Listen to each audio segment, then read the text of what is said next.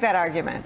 Well, I mean, the thing is with Democrats do approach the world as people who want to govern and as people who want consensus. You know, the search for consensus is part of what's crippling the Democratic response to Trump now. Because Nancy Pelosi thinks that the smart thing to do is to say, how can we do a transportation bill with this guy? If we could do infrastructure and give him a great Eisenhower moment, somehow that he'll come to the sort of the world of normal politics. Donald Trump is not just a wackier Jeb Bush. He is not a politician. He's not even approaching this from the point of view of being a president. We just talked about this belief in kind of what America stands for. He doesn't. His family has always been about one thing, making money for themselves. Trump is about one thing, aggrandizing and enriching himself. And he wants to be a part of this axis of autocracies where he and his friends like Kim Jong-un and MBS in Saudi Arabia, they make a lot of money and they have absolute power. That's all he cares about. And so if people think that somehow he's going to carry the ball and carry the flag for Western democracy the way a former president would,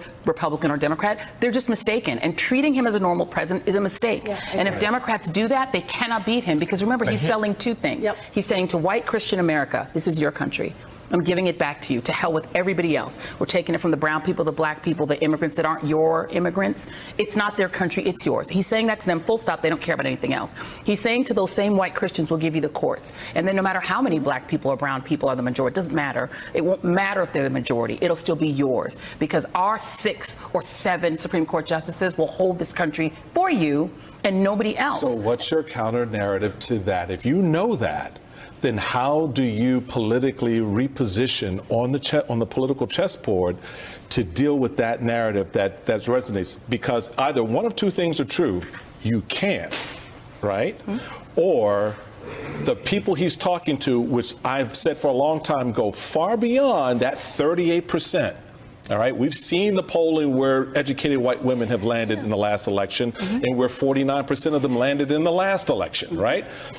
Then you can't. No, 52. 50. Well, I'm talking about in 2018. They voted for the Trump candidate, right? So my point is, those are your realities that you don't have an appropriate political response, and the people that you need to stand with you won't, because they fundamentally, at their core, agree with what he's saying. Well, no, but what you do is you do the math. The people who disagree with Trumpism, who do not want to have an ethno-nationalist, Christian nationalist America, are the majority. But of that majority, they don't vote. Not enough of them vote. What Barack Obama did and what was genius about his campaign, and both of us were you much more profoundly than I did. I was a small player, but he went to those the people who were on the sidelines, and he said, come off. And you can even say that, look, the white poor take a lot of L's for Donald Trump being president. They didn't put him in. It was more affluent white Americans. Go to even white Americans who didn't vote and say, what are you getting out of this? He's taking your soybean farms and throw them in the garbage. He's flushed your supply chain down the garbage heap, right? He's ruining our standing in the world. But think about your own pocketbook. Come off the sidelines. Democrats need to speak to non-voters, and they need to get their base out. That is a majority.